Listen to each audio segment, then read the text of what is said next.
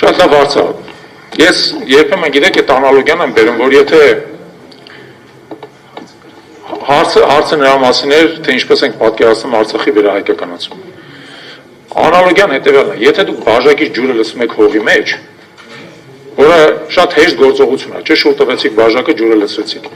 Հիմա պատկերացրեք հակառակ գործողություն, այդ հողի մեջից ջուրը հետ հանել, լցնել բաժակի մեջ։ Ահա որ դժվար գործողություն է։ Հիմա դա այն ինչ որ տեղի ունեցել Արցախի հետ։ 3 տարվա ընթացքում 2020-ից 2023 թվականները գործող իշխանության նախկինում մենք մտածում ենք ապաշնորհությամբ, բայց իրականում նպատակամղված հանձնման պատճառով Արցախը հայաթափվեց, բռնազավթվեց, հայտնվեց Ադրբեջանի վերահսկողության տակ։ Հետ վերադարձնելը Արցախը լինելու է բազմաբարդ եւ բազմափուլ գործողություն։ Որովհետեւ այդ գործողության համար պետք է օրինակ ամրապնդել մեր իրավական բոլոր թեզերը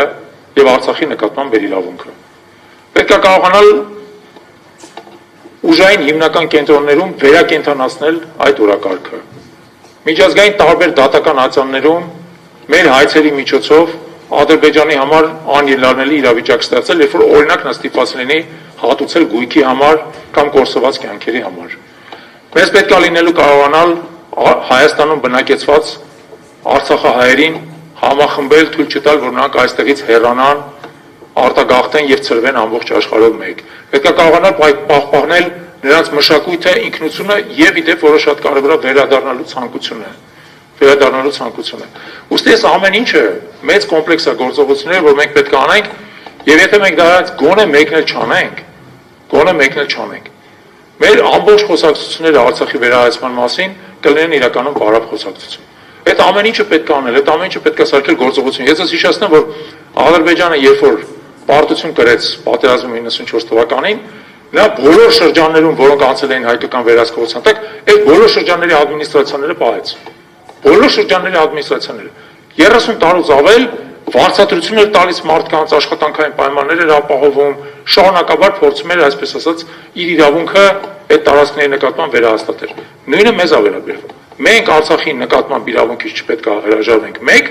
բայց որը ավելի կարևոր է, այդ իրավունքը պետք է շարունակաբար վերահաստատենք եւ ամրապնդենք։ Եվ ժամանակի ընթացքում, քանի որ մենք համոզված ենք, որ մեր քաղաքական կուրսի պայմաններում Ադրբեջանի եւ մեր միջև ուժային հավասարակշռությունը աշճանավոր կփոխվի մեր օգտին, մենք ի վերջո Ադրբեջանին կկարողանանք բերել այն լուծման, որ ինքը համաձայնվի Արցախահայության վերադարձի հետ։ Այս բանը իրանք ասում են, այսպես ասած, հայելային սկզբունքով Արցախահայերը կարող են վերադառնալ, եթե ադրբեջանցիները վերադառնան Հայաստան, որը բացարձակ անընդունելի է։ Մենք ի վերջո կհասնենք նրան, բայց դա իսկապես երկարաժամկետ է, այդտեղ պատրանքներ չլինեն, որ Արցախահայերը կվերադառնան Արցախ եւ կկարողանան այնտեղ ապրել արժանապատիվ կյանքով։ Բայց դրա համար առաջին հերթին մենք պետք է այստեղ ունենանք ուժեղ Հայաստան, այնպիսի Հայաստան, որի քաղաքական կամքը Ադրբեջանի համար այլևս հնարավոր չի անտեսել։